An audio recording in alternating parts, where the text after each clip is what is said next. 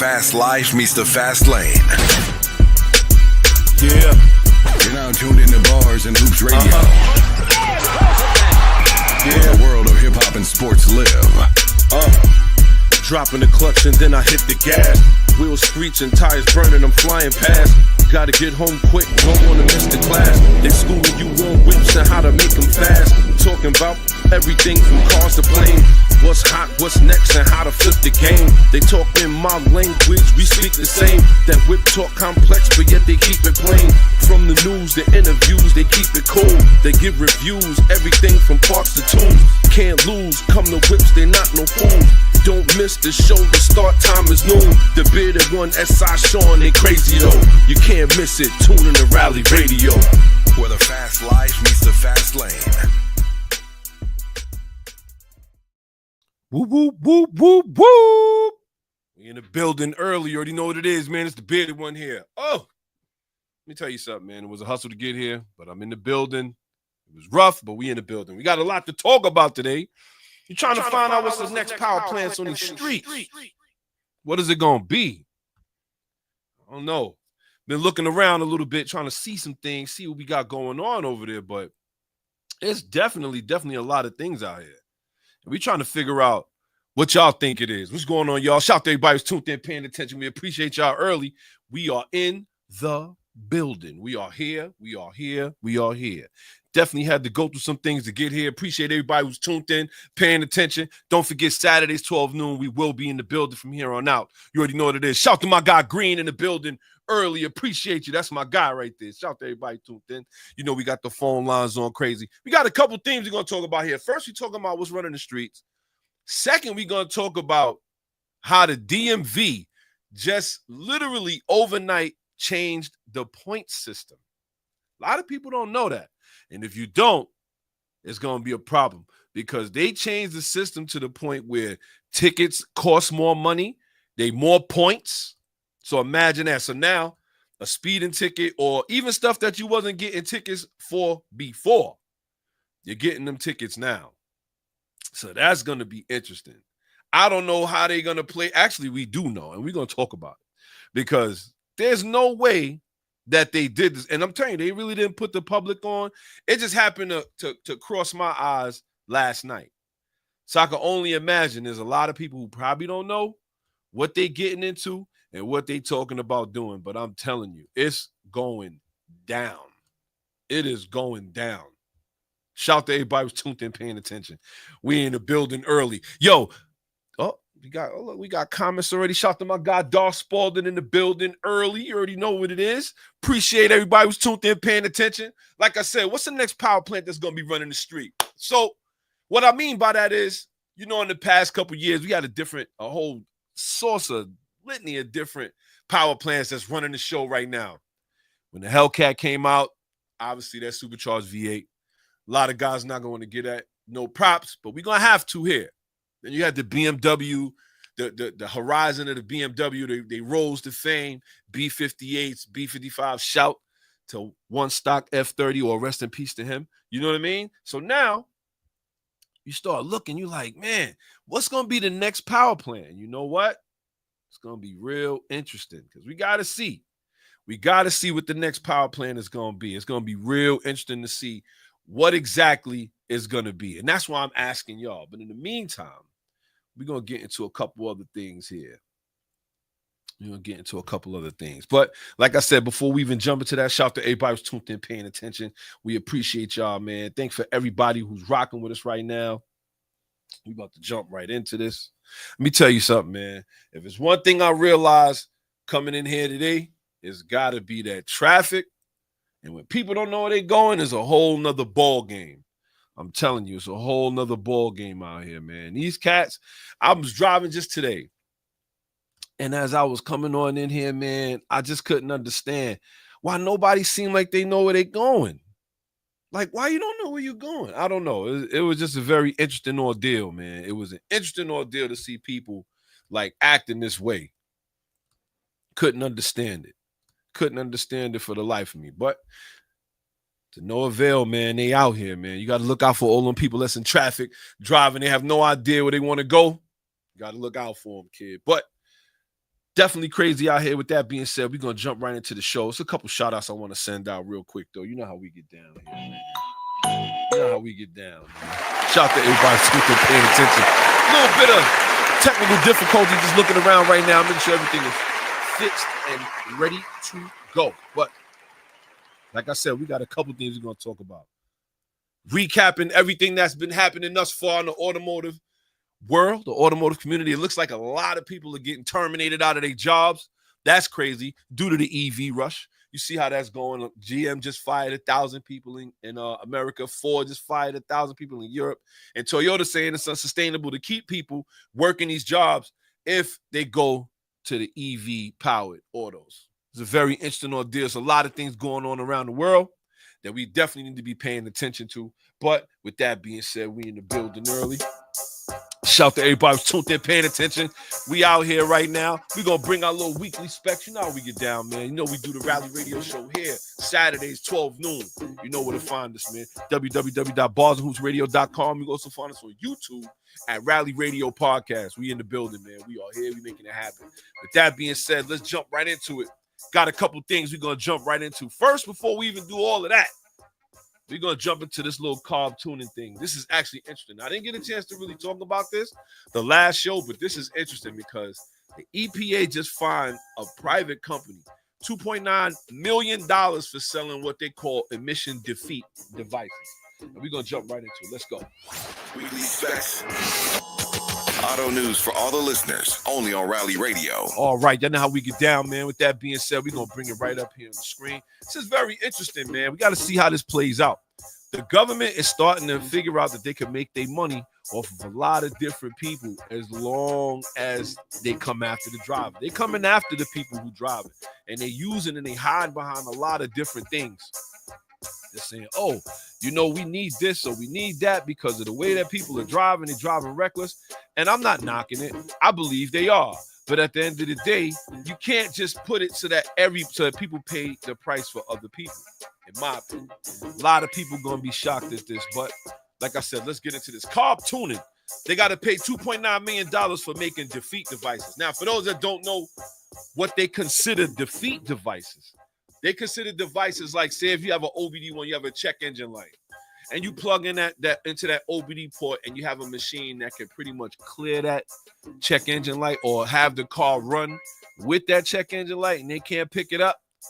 Those are what they call defeat devices. So a lot of us have probably used it in the past or whatever. Like you tried to clear code or something like that, go drive 100 miles and come back, and maybe your car passed inspection, because at one point, or even now, that you can't actually get an inspection sticker without your car, or even your registration for that matter, without your car passing inspection. So what they do was they created these defeat devices. Mainly race cars use them, let's be honest. A lot of race cars use these instead, so that they can tune a car, or they could do a lot of different work to it without having to worry so much about emissions, things like that. Not that this is a car that's going to be running all the time, but this is what they do. So carb tuning, if you haven't heard of them before, they're one of the biggest tuners we have out here. Shout to my guy Brown Hornet in the building early. Appreciate you. Let's go. So for those that don't know, like I said, the defeat devices, the way that they work pretty much is, like I said, they pretty much could clear check engine code, or your engine could pretty much run without having to worry about emissions, and it'll still show, it won't shoot a check engine light. Because once you shoot a check engine light, and a lot of these cars, they're going to what we call limp mode. And when they're going to that mode, they take more gas. They don't run as efficient. So you're trying to stop that, and you're still trying to make some power. Now, Carb Tuning is one of the bigger companies that we have out here doing a lot of tuning. And it looks like the government fined them $2.9 million for making what they call defeat devices. The United States Department of Justice Environmental Protection Agency accused Carb Tuning of violating the Clean Air Act. Now, this is very interesting because right now, Dodge has these kind of things for sale off of the Dodge website, and that's an American car company. So I don't know if they're going after Dodge as much as they're going after Carb Tuning, but the EPA announced a settlement on Monday, and Carb expanded upon it on the Tuesday, the day after. Carb, which sells performance tunes for a wide variety of makes and models alongside the popular Access ECU tool, was accused of selling more than 90,000 defeat devices that circumvented or disabled emissions controlling data dating back to January 2015. The feds dealt Cobb $2.9 million in civil penalties based on the company's limited ability to pay. And the EPA ordered the firm to stop the manufacture and sale of defeat devices. So, with that being said, you got to look at things. What do they mean? Like they've been selling this obviously since 2015. So the law wasn't even really in effect at that time.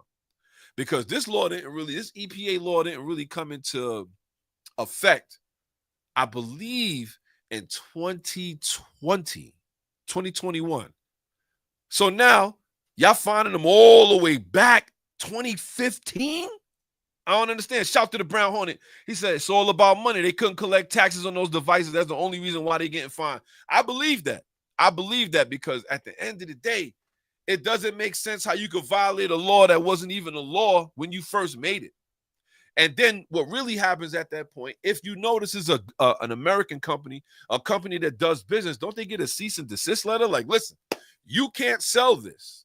Now, if they continue to sell it, that's a different story. But it looks like that's where they're going with it. And I just find this so crazy. You know what I'm saying? They're supposed to get something, at least something that says you can't do this. So now they're saying that Cobb Tuneman showed them that they don't really have the money to pay. And that's another thing. A lot of the car tuning, a lot of the car remanufacturers, OEM part makers, a lot of these guys are going out of business because of what is going on with the politicians and politics when it comes to autos. The quick shift to EV is going to cost a lot of jobs. And I don't think that a lot of people are really paying attention to how many jobs it's going to take. But just to get into it, the settlement states that Cobb must abandon its dealings in products that violate or facilitate violation of the CAA, though Cobb insists it's already done that. It must cease sales of and support for products that deactivate or circumvent emissions controls and destroy its existing inventory of products that do so according to the court documents. Cobb will also have to notify customers and retrain employees and affiliates. So that's where it gets interesting. Now, Cobb been going through this for a little while. So this is not just something that's, I would say, that just happened. But as far as the fine is concerned, yeah, that much we've never seen before. So to give you a little update on it, there was a point where Cobb did a green tune and everybody didn't understand. But if your Cobb was plugged up to your car and let's say you updated it via Wi-Fi, you lost the ability to do the tunes that you want to do. And you kind of lost your tunes too. So that's very interesting. A lot of people ended up like bricking the device because it's not doing what it's supposed to do. Now, all of a sudden, you can't get to the tunes that you saved. Some of the data logging that you had, you're going to have to get rid of, and you can't really run the car. So they've been going through that. That was first. That's what Cobb did first. And then they still hit them with a $2.9 million fine. I think that's crazy. I think, how do you, like I said, you know, it's one thing if you want to send them a cease and desist letter, this is something you can't do. You can't make this happen. You cannot do this. But now they've been selling these devices and now all of a sudden they can't do it. And you finding them 2.9 out of nowhere. 2.9. I think that's crazy. I've never seen nothing like that. And I could guarantee there's going to be more. And this is where a lot of questions that I have. Now that we see that Cobb Tuning paid the price for this, we got to ask ourselves, what does this mean for other tuners? What does this mean for other tuning companies who make like devices? You have them. They're not the only one. Like I said, Dodge has one that they sell in their power pages in direct connection for the Hellcat. And they said it once you use this device, they said it automatically, like your car could still pass emissions and still be tuned. I don't know. That's very interesting. Is Dodge being penalized for this as well? This is something to think about right here. Shout to my guy Chroma in the building early. Shout to my guy, man. I'm gonna say, and what happened to the off-road use only? So for those that don't know, whenever you buy a performance part for your car, when you get them from a lot of these stores now online or something like that, there's like a little disclaimer that you have to check off to let people know that, listen, you know what? This is for off-road use only. Now, if you violate that, obviously, they can do something to you. They can probably confiscate the part of your car or fine you. But when does it When do we come after the company and not the people? Because we have a lot of things that people use the wrong way all the time. There's people who act, believe it or not, and like I said, we don't want to get too crazy with it, but in all actuality, you got a lot of people who do a lot of different things. Like I said, shout to my guy Como in the building early. Shout to my guy, man. There's a lot of people who use a lot of different things in a manner that they're not supposed to use it. So that means we can't sell it. Guns. People use guns to commit crimes in the street, but they ain't stopping that. Think about it. Alcohol. People use alcohol in ways that they shouldn't, or do things they shouldn't do after they use it, but yet they still allow you to sell it. Marijuana. They use these things. Weed, they use these things. But now we talking about, oh, you know what? It's gonna do this to the environment. And that's this, that, and the third. So I think that's very interesting. What happened to the person being responsible for the person? And we get away from this all the time, especially when it's coming to autos now. I saw an article the other day. Shout out to everybody who's there paying attention. I saw an article the other day where they talked about how, despite the fact that we have all of these safety devices and safety things all over the cars, the crash rate is still going higher and higher. So the fact that we have yaw control, blind spot monitoring, airbags, self-driving, hate to say it like that. Sweet Lord, I hate that. That right there, I shouldn't even say it. But it is what it is, right? They have all of these different things that could stop people from crashing, and there's more traffic deaths. And you know why? Because at the end of the day, we taking the car out of the hands of the people and putting it in the car. So what are people going to do when they're in there? First thing they're going to do, they're going to go like this. They're going to pick up their little phone. They're going to be in the car driving or not driving, sweet Lord. Next thing you know, boom, they having bad accidents. People are crashing, and it's distracted driving. It's because you're making it too easy. The driving nowadays is too easy. Oh, I could just jump in my car take me to work. So what are you going to do in the meantime? You can't get mad at people not paying attention because of one sole reason that they're in this car. They don't have to pay attention for it. And that's what you're starting to see right now. You're starting to see a lot of these things suffer because of that. And it remains to be seen how bad it's going to be, because now it looks like Trump is going to relax the laws so that Elon Musk can have it be easier for him to put more self-driving cars out on the street. That's going to be interesting. But not to get too far off the topic, you got to ask yourself, is this the end of carb tuning? Now, like I said, carb been doing this for a little while. They've been making, they've been making the advancements in tuning that you need to make more power, to be more fuel efficient. And they've been in business, I believe, at least for the past 20, 30 years. So now, what does it look like? Is this the end of them? I would figure with a $2.9 million judgment, it could be. Because what's the sense of staying in business if you're getting fined every trip? I don't understand. I think that at that point right there, they're going to have to ask themselves, can they pivot and do something else? Because if not, they're going to have a problem. And right now, like I said, that he's back to the title that we have right now. What's the power plant that's going to run the streets? What's going to be that power plant? I don't think, I honestly, truly hope that there is one, that, we really think that there's going to be one. I hope there is, but I don't know. And that's why I'm asking y'all. Maybe it's something I don't know. Because at the end of the day, it's not looking too good. It's definitely not looking too good. Definitely not looking too good. But with that being said, like I said, with the carb tuning thing, you just got to keep that in mind.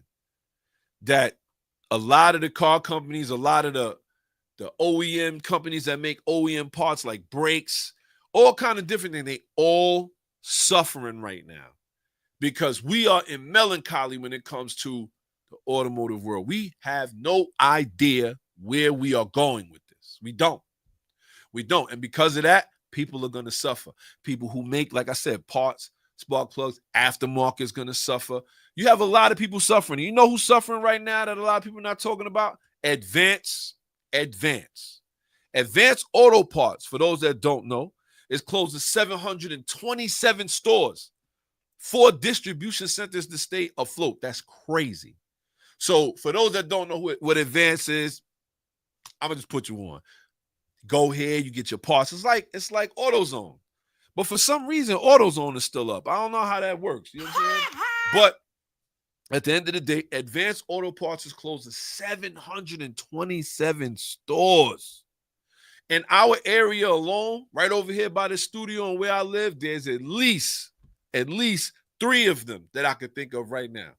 One on Merrick, one over here in Floral Park, and one over in Valley Stream. Well, 2 of them in Valley Stream, actually. So when you think about it, they're going to close those. And you know what they're saying the problem is?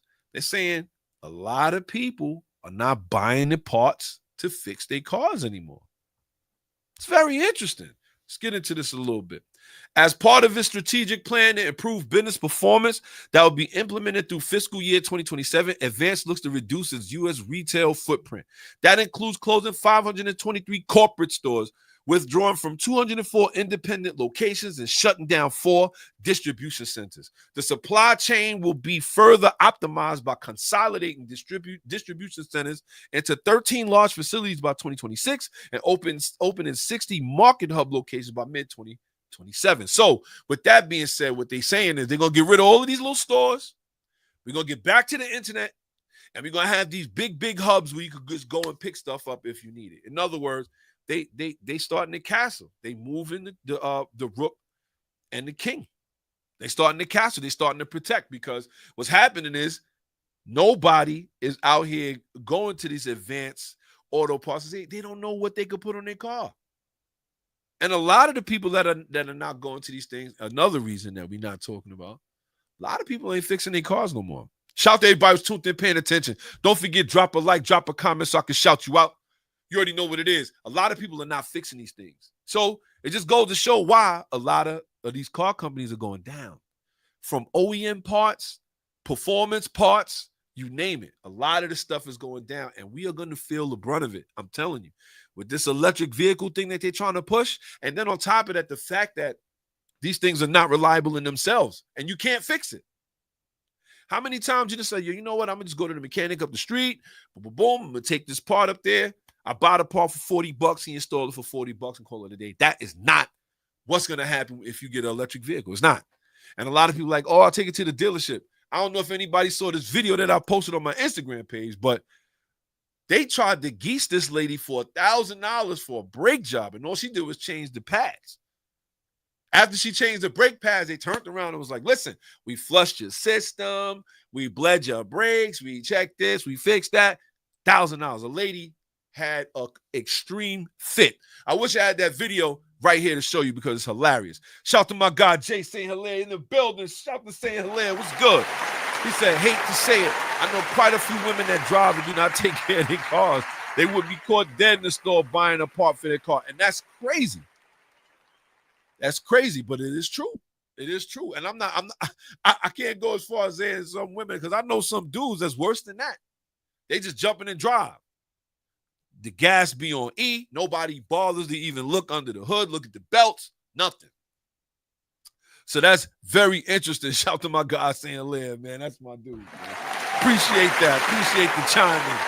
I will say that, though. At the end of the day, it's going to get crazier. Now, what's really going to make it crazier that a lot of people are not aware of, and this is very interesting, is that the DMV has now changed the point system for your license. I'm going to say that again. The DMV has secretly changed and overhauled the point system for licenses. Now, for those that don't know, everybody knows that when you get a speeding ticket or you get any kind of moving violation, you are going to get a ticket, or you may get a ticket.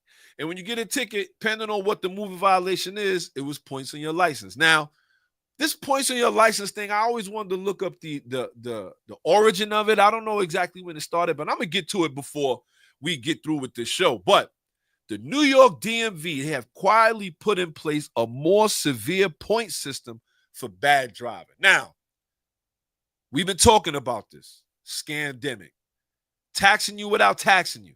And I don't know if anybody's starting to see there is more taxation on autos, are you starting to see the pattern? First, it was go up on the parking tickets. Then it cost to park. Now, speed cameras, exhaust cameras, red light cameras, bus lane cameras. Now, they talking about, you know what? We're going to go up on the points. And they're using these situations and cases we have of bad driving to push it along. Now, obviously, in New York, we got more good drivers than we have bad. But the bad ones don't really care because at the end of the day, that's probably not even their license plate on the back of the car. When they take it out there to do the drift racing or when they do they takeovers, which I can't stand, by the way. I'm a car guy that does not certify that at all. They end up not even paying the ticket. You do. So let's get into it a little bit. The Department of Motor Vehicles has overhauled its point system, and the points driving the crew are going to stay on their record longer. Drivers say it's dangerous out there on the road, describing vehicles traveling excessively high speeds, swerving in and out of lanes, speeding in work zones, and all of that. The state is taking notice. Governor Kathy Hochul, the DMV, has rolled out what it calls significant and aggressive safety actions, and it did so without fanfare. Not even its website has been updated on it yet, so you can't even check the website to see what I'm saying. On November 6th, a new point system was put into place, so it's already there. So if you didn't know, I'm putting you on. Here we go. 11 points for alcohol and drug-related convictions and driving without a license. So everybody knows that 11 points, that's serious. That means that they're going to either take your license away or you're going to have to pay to get it back. Shout out to my top dog lawyer Scott Pfeiffer, man. This guy is a great. You ever see him over there at the DMV? Tell him the bearded one sent you. But it looks like you're getting 11 points for that, 8 points for striking an overpass. Now, that one I'm trying to understand. Do they mean if you crash into it or do they mean like big trucks? Like big trucks. If the big trucks hit those overpasses, then that's a different thing. I guess that's what they're talking about. 5 points for illegal speed races. I didn't even know. Word, shout the shadow game. What's going on? 11 points. They're talking about 5 points for illegal speed races, right? And then there are increased points for leaving the scene of a crash with injuries from 3 to 5. Speeding in the work zone. This is the big one. Speeding in the work zone from 3 to 11 to 8 points. So it would be in a variation of 3 to 11 to 8. Wow. And passing a stopped school bus, 8 points. The New York, a lot of the attorneys have never seen nothing like this. And on top of that, it stays on your license longer now. So now instead of it being on your license for 18 months, it stays on your New York State abstract for 24 months. Now, for those that don't know how significant that is, I'm going to go through my own experience. When I was younger, caught a nice little speeding ticket. I ain't going to front. It was wilding. 95 and a 50. I know everybody's probably asking why I stopped, but it is what it is. Right? 95 and a 50. Now, when I got this ticket, I was like, wow, I go to try to, fight it or pay for it rather. And they're like, you can't just pay for this. You got to go to court. So now I got to set up a court date, right? I set up a court date.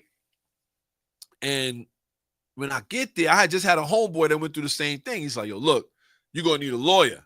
He said, I'm telling you, you're going to need a lawyer. So I said, okay, you know what? He gave me the number to his lawyer. Shout to Scott Pfeiffer, man. Saved me to this day.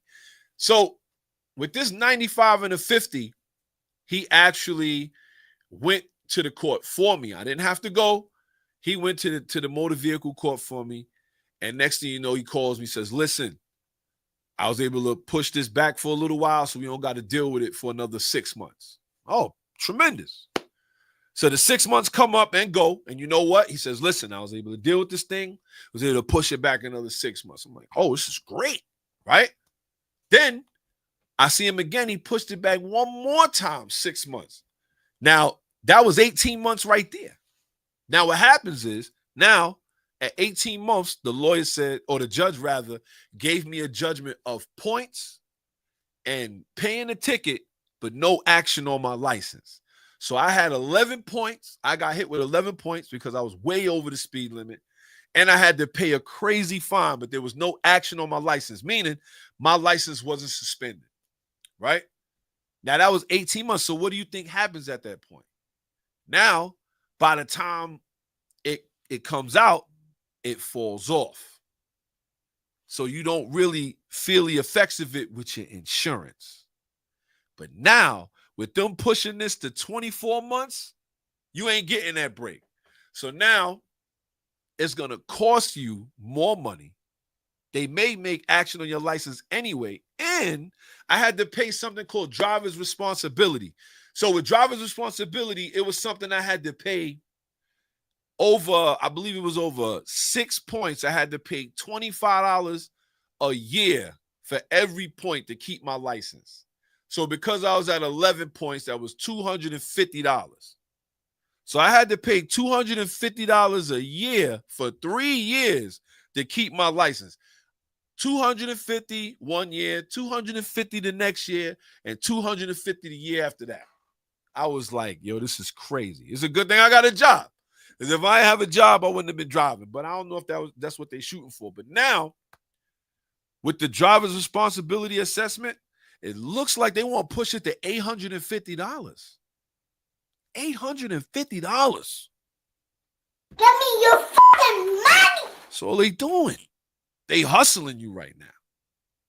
So you got to keep that in mind. Everybody, in my opinion, this is a cash grab. Again. Because there's a couple things that's going to happen here, right? If you go up in the fines and the penalties, you know what's going to happen? You're going to have people running. You're going to have way more people bouncing from the police. I'm not stopping. Because a lot of people's like, I can't take that ticket. So you're going to make it even more dangerous. But they don't care about that. Because the regular law-abiding citizen is the one that's always going to be caught paying this stuff. It's like little do they realize that the criminals are not the ones who pay this stuff. They not. You do. You the one, because we want to drive legitimately without the police with the sirens in the back. This is crazy. Shout to Shadow Gamer. He said, got to vote her out of there, out of office. She only doing this because she knows she's not going to win next election. Yo, I'm going to keep it a buck with you, kid. Shout to Dawson. He said, not about driver's ed. It's about driver's tax. That's a fact. Give me your fucking money. Yo, I'm gonna keep it a buck with you. I believe she's doing a lot of this because she know January 20th, a lot of this stuff won't fly. She know it. From the federal level, you're not gonna be doing this. She's doing it from the state. She's knocking it down from the state. I can guarantee that a lot of the other Democratic states are probably gonna follow through. But I just think that instead of going to get the people who doing this stuff, y'all consistently get it wrong every time. And now that's more things. Listen, the speed limit is already at 25 miles an hour. Think about that. So if you do, let's say you're doing 40, you 15 miles over the speed limit. That's a 6-point ticket. That's a 6-point ticket. That's why they dropped it. And then now they have they can actually drop the speed limit down in certain places to 20 miles an hour. That's crazy. That's crazy. But this is how they playing. Shout out to my guy St. Hilaire. He said, I see both sides. If you wild, you kind of need to get the pow, but NYC doesn't want you driving. That's a fact. They want everyone on mass transit and bikes. This is exactly why they pushing this congestion pricing. Shout to my guy Shadow again. He said it's not 25 anymore. Some places it's 10. This is Sammy's Law, right? Shout to Shadow Game. We talked about the Sammy's Law. Now, in Sammy's Law, they can change the speed limit wherever they want. They gave the power back to the city to change the speed limit. So now, when you look at certain speed limits now, it's like you got to be careful. If you're getting points, you got to call her. Rally Radio, who we got in the box? Yo, what's good, bro? It's Green. Yo, Green, what's going on, my brother? What's popping with Yo, you? Cecil, let me ask you a question, man. Bro. Uh-huh. How many home runs you gonna hit today, brother? You've been on the radio no more than a half an hour, and you've been hitting the ball out the park, bro. How many home runs you got lined up for today, bro? Yo, we you trying gonna to do the go whole- for it all. Yo, listen, my brother. Yo, this is a damn good show. Every New Yorker needs it. It's not just about the cars. It's about the laws and everything. And every New Yorker need to be listening to this show right now, bro. You just voted Kathy Holcomb out of the... I'm telling you. Yo, listen, bro. I'm sitting here listening, and I'm like saying, yo, everything you saying is making sense, man. And it's... And honestly, I'm always looking for information. I did not even know that motor vehicles did what they did. I didn't get, I just didn't know. I'm telling yo, Green, they changed it and didn't say anything. They changed it. How do you change something like that and don't say it's been in place since November 6th? So it started, yo, listen, bro. Yo, hey, wow. Yo, listen, between when Kathy Hochul came with saying that, okay, we're gonna raise the congestion price and we're gonna put it back. She's gonna install it to now. I'm gonna lower it to $9. It's still too much money, period. Then you're gonna turn around, we're gonna add on all of these cameras and put them back put more cameras in the street. I'm like, what is she doing? All of this money and this revenue that's coming in that they're getting from. And I look at it like, and they're wondering why people use these Waze apps Yes. and the Google apps, because these apps are becoming more and more popular because for the simple fact that, it's telling you car speed ahead, slow down, watch your speed, this and this. Yo, Green, It's crazy. did you know that the government is moving to have Google remove that, right? Because Google owns Waze. I didn't know this till a little while ago. Google also I didn't know owns Google owned Waze. Waze neither. Yeah, they own Waze. And with Google Maps, how they used to have speed trap ahead and things like that, Right. the New York State, or New York City rather, is trying to have them remove that. They don't want you warning nobody about speed cameras or nothing like that. They try to That's have crazy. that removed. Yeah. And do you know that radar detectors are starting to become more popular now? And see, people are starting to put those back in their car. Here's the thing, right? Now, this is the one thing about radar, and I wouldn't be shocked if they make a move on this too, Green. Radar detectors, this is one of the reasons why they face the camera behind you. You ever notice that? Like when you're driving down the street, what you'll see is something that said posted speed limit, and then behind it, you'll see the camera, but it's never facing you. Right. They do it so that when you pass it, like they're not stupid. They like, yo, we know people gonna use this. But the next best thing we have is to warn other drivers about where these speed cameras and everything is. They don't want that. They don't want that. This is crazy. Shout to my guy Reeps. He tuned in too. My God, man. Shout to my guy Reeps. Winter Wonderland. So, Green, what's your thoughts as far as thinking about, like, within the past couple years, how much stuff have they really implemented on drivers? You know what? If you look at from state to state, or even right here in New York, yes, New York is like they have to be the front runners on enforcing things on drivers. Right. From like when you said the parking ticket, right? Man, listen, a quarter meter could cost you $40 and $45. Yeah. That's how much a quarter meter could cost you. Just for a quarter, you want $40 for a quarter, and if you don't pay it, guess what? That ticket goes up. Yes. No more. And I put it on my Facebook page like 3 weeks ago. I went into the store. Uh-huh. And I said to the lady, I took my change out by mistake because I was cleaning out the car. Yes. And I said, Miss, can I have change for $1? I need to put it in the meter. She said, sure, no problem. The meter guy was standing right in the store. He left out and went and scanned my car right there. Wow. I said, yo, what are you doing? I said, you just saw me getting the quarters from the lady. And he was like, I don't care. Oh. And he was an older dude. Oh. And I'm like saying to myself, you retired. Don't touch him. Because I got zero tolerance. Because I'll stomp your ass right where you standing at now. I ain't got to worry about getting fired.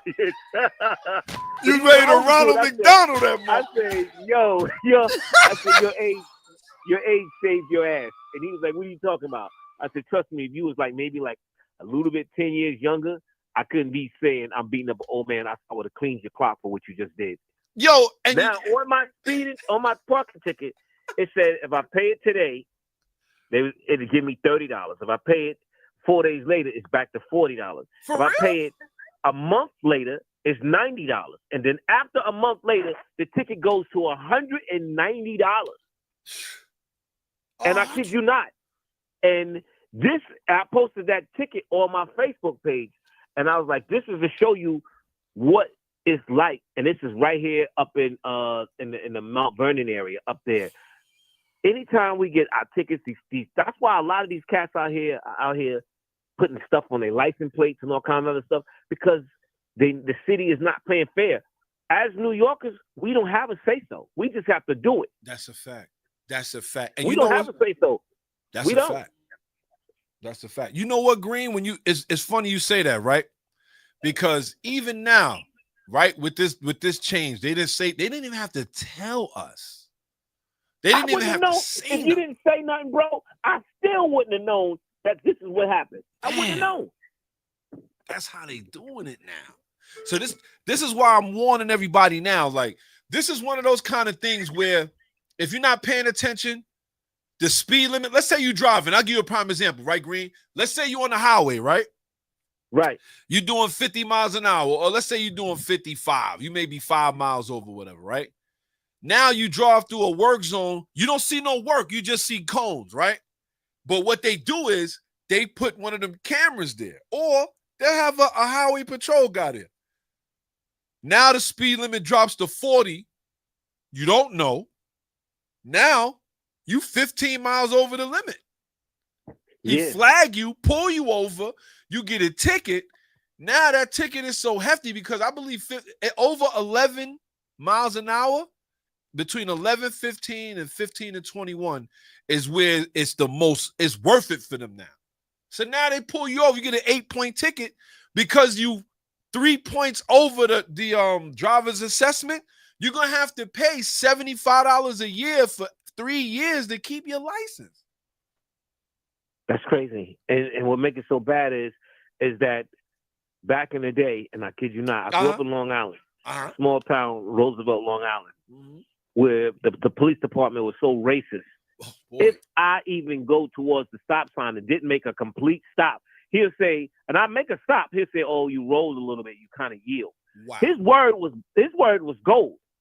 Yes. And you was going to go fight that ticket. And when I went to court, in certain counties, they didn't want to hear it. They just say, yo, pay the fine or this is what's going to happen. Wow. Another county, you go over to like in another county in Mineola, they be like, well, listen, I tell you what, how about you just pay the fine and we're not going to put no points on the license. We'll change that from going to a stop sign. We just give you a seatbelt ticket. Wow. Which at that time, it didn't have no points on your license. So you was going to come out of there with a hole in your pocket regardless. But they were just wanting the money. Yo. And I said to the guy, I said, yo, if I did the crime and I'm showing you that I didn't do it, why do I still have to pay a seatbelt? He said, listen, we can go either way. Oh, my God. He said, you think about it. You rather take the points on your license and pay the fine, or you rather just pay a fine, we just change it to something else. Yo, that's crazy. And this is what they offered you, and they still offer you this in Mount Vernon, out right here. If you go get stopped by the police in Mount Vernon, when you go into that courthouse building, they wheeling and dealing with you on your own money. And they giving you, they saying, oh, Mr. Cecil, well, you know what, Mr. Postel, we are thinking maybe you pay this fine and we let you walk out of here with a little bit of life in your ass, but we still gonna get some money out of you. They hustling. And let me tell you, it's definitely, if you know where they learning this from, right? They learning this from the little backcountry spots. You know, you be driving through them in the speed limit. They be like, do it in the, yes. That's the same way they do you as well. Yes, they do you the same way. It's crazy. But for New York to be doing this on a larger scale, just goes to show. Look how many of us are out here driving. Right. Look how many of us out here driving. Look how many of us fighting for parking every single day. Look how much they charge for parking. If you want to park in some of these areas, oh, well, there's no parking right here. Well, but my going rate right now is $400 a month if you want to park over here in my parking spot. Look, if you go into Manhattan, you can't go into the city until after 7 o'clock to park in the street if you're lucky to find a spot. If not, you jacking that dude $50 to $60. I got to go on Groupon and pay this dude $25 on Groupon to park in there. Yo, this is where we at with it. It's funny you say that, right? Because I just came across something where this lady put her car in long-term parking or whatever, and she went to the JFK and took a flight out. Said that she has a tracking device on her car. Come to find out, the dudes that was running the parking lot by JFK, they was jumping in the car, driving it, taking it here, there. They got tickets on the car, all kind of stuff, and she's still fighting. That's crazy. And they said that to hit on. You ready for this? Oh, we got a lot of illegal parking lots out there that we're gonna start enforcing on. So it's funny you talking about parking because they like, we got to get that parking ticket money too.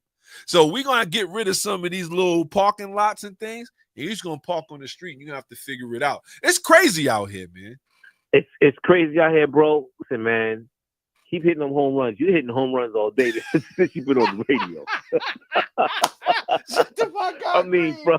Yo, I appreciate you, from man. the AutoZone to Soto, you're hitting nothing but home runs to the mechanic. Where you gonna take your car once you get the electrical? Because the Poppy up the street ain't fixing that. He ain't fixing it. He ain't fixing it. He ain't you fixing pull up that. in there, the best you can get is air in your tires, and that's it.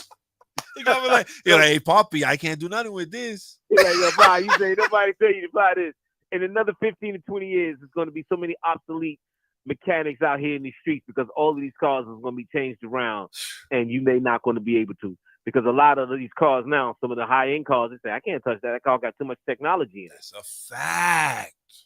They got too much technology in it. He says, I don't want to mess it up. I don't want to touch it. I'm still good fixing your Toyota or your Honda or your some small-end cars. But once all of these small-end cars in the next 15, 20 years come off and all electrical cars is on the market, Poppy not going to be able to go in there. He's going to set your car. He's going to make it a time bomb if you let him go underneath that hood. You come back, it's going to be nothing but computer chips and wires all over the place. Exactly. I'm looking for the alternator. The doors are locked and your car explode on you. You're going to be pissed. It's going to turn you to a gingerbread man just like that. Yo, listen, bro. Let me get out of here, man. I'm going to keep listening, bro. You keep hitting them home runs, bro. You're doing the damn thing. You on fire, bro. Yo, I appreciate you, my guy. That's my dude, Green, man. Shout out to everybody who tuned in, paying attention. That's my guy, man. Yo, Green, I'm going to get up with you. All right, man. Yo, happy holiday seasons, man. Same to you, bro. Same to you. Happy holidays. All right, brother. Peace. Later. Shout out to everybody who tuned in, paying attention. Shout out to my guy, Reeves. He said, and this is very important. Listen to this. He said, an 8-point ticket is big money. Insurance hits you for years for the tickets that get you, the court gets you for surcharge. Everyone gets paid. I'm telling you, everybody getting their money. Shout out to everybody who's tuned in, paying attention. We got another caller. What we got? Rally Radio, who we got in the building? Oh, that must be okay. So shout to Shy. Shout to Shy. He tuned in, paying attention. Rally Radio, who we got in the box? Yo. Yellow. Yo. Can you hear me? What? Yeah, I can hear you. I can hear you. You know who this is. Oh. You residential Ford. This is my guy. Resident Ford guy. Miller Time, NYC. What's going on, Miller? What it is? Welcome back, man. Welcome back. I heard I was checking out the show last week. I couldn't get in, but I was listening, and you would drop some science on me. And you know me, I'm trying to learn. But like Brother Green just said, good God Almighty, man, you came back with a game plan, and it's like, whoa. You know why? Because we got to tell the people. There's so much going on. Miller, they changed the whole point system and didn't say nothing. Stuff that wasn't even a moving violation is a moving violation now. It's just out of control with it. So we were just, you know how we do. Look at how many different ways over the past, I want to say 2-3 years. Look how many different ways they finding us now. Congestion pricing now. That's one, right? Went up on parking tickets, speed camera tickets, exhaust camera tickets, red light camera tickets, bus lane tickets. I mean, you name it. This is a hustle. They see it. They just added, they're going to be adding 450 more red light. 450? Yeah. They hustling. You're gonna have more cameras, and you're gonna have bus stops. more cameras than bus stops. And you know what? Just when you thought it was safe, they want you to get on the train. And you know what the train looked like at 10 o'clock at night? It's streets of rage on there, man. Get ready to throw your hands. That's what it looked like on the N train tonight. Don't take the 2 train. That's what it sounds like at Lefferts Boulevard. I'm trying to get trains out of service. People don't want to get off. It's 32 degrees below, and they don't want to get up. And then I got to wait an hour and a half for the police to show up. Oh. Dude, you know what? No, that's not what I'm here to talk about. So what's going on, Miller? Oh man, I'm just like I said, I'm listening to you, man, and it's like, I know you don't want to talk about politics, but politics is it's in the vein of the being of the automotive world. It is. I know you don't want to talk. You don't want to touch it, but when you do, you're gonna have to, because, as you said earlier, where they gonna get their money from? Where they getting their money from? They hustle. And this is why I cannot wait to retire. Because as much as I love New York, I was born and raised here. Yep. I have great friends here. Yep. And I tell you, years ago when I lost my best friend, he always told me, he said, I may travel the world, but New York City is my home. That's a fact. But now I don't see that. The times have changed. The people have changed around me. So the interest is definitely starting to go away. Right. And I can't stay here no more. And now that they want to continue to steal money from me, they're not even taking it no more. They're just straight stealing. Yep. And I remember, matter of fact, since you shared the story, I have a quick story to share for you. Let's go. I was driving, and this was before my truck. Mm-hmm. I was going to Costco's in Five Towns, but I went through, what's that route, 787 or 878, one of those two. Okay. You know, the one that goes from down, you can exit off from Woodhaven onto that and go down to Five Towns. Yes. Yeah, I was pretty much doing some numbers like that you were doing, and state troopers were waiting for me in the cut. Ooh. Yo. Godly. They got you good. I'm not going to tell you. Sir, got me good is an understatement. But yeah, that speed is a killer. It was a killer. And imagine if I had my truck. My foot would be heavier than Jesus Christ coming down on this earth. Yo, I'm through right there. That right there. I'm gonna let that one go. But go ahead. I'm listening. I'm gonna let that one go. We'll allow it. That one was rough. Yes. But the crazy thing was, they caught me on a camera in Long Island. I was going to the BJ's over there on Stewart Avenue, I believe it is. And when you come off the Meadowbrook on that exit, you're supposed to stop at the red light. The right arrow is telling you can still turn on red over there. There's no sign there. Right. But they got a camera there, so they know that you're rolling, because even though the red light is on in your vehicle, it's not a steady red, and they know that you ain't stopped. But guess what? They caught me with that one. Yo. And that's the one they hit me with the assessment. Ooh. The assessment. They put the AS. How much was your assessment? The ASS assessment, kid. How much was that? I think it was $250 at that time. Ooh, they got you. They was like, Give me your fucking money. Yo, hold up, Miller. Before you continue, shout to my guy, Twin. Shout to my guy, Twin. I ain't seen my guy in a minute, man. He said looking like ESPN. Shout to my guy, man. That's my dude, man. Shout to Twin, man. Thanks for tuning in, Twin. Go ahead, Miller. I'm sorry. Yeah, so that they put the ASS in assessment. Yo, just letting you know. That one hurt. That one hurt. I don't think. Matter of fact, I could be wrong. I don't think it was $250. I think it was a little bit higher at that time. And we're talking before COVID. Yes. I was like, whoa. You ready for this? The driver's assessment been in move for a little while now. I want to say at least 10 years. At least 10 to 15 years. Because I think I had caught I know I'm telling on myself here, but I got Better you to somebody else. right.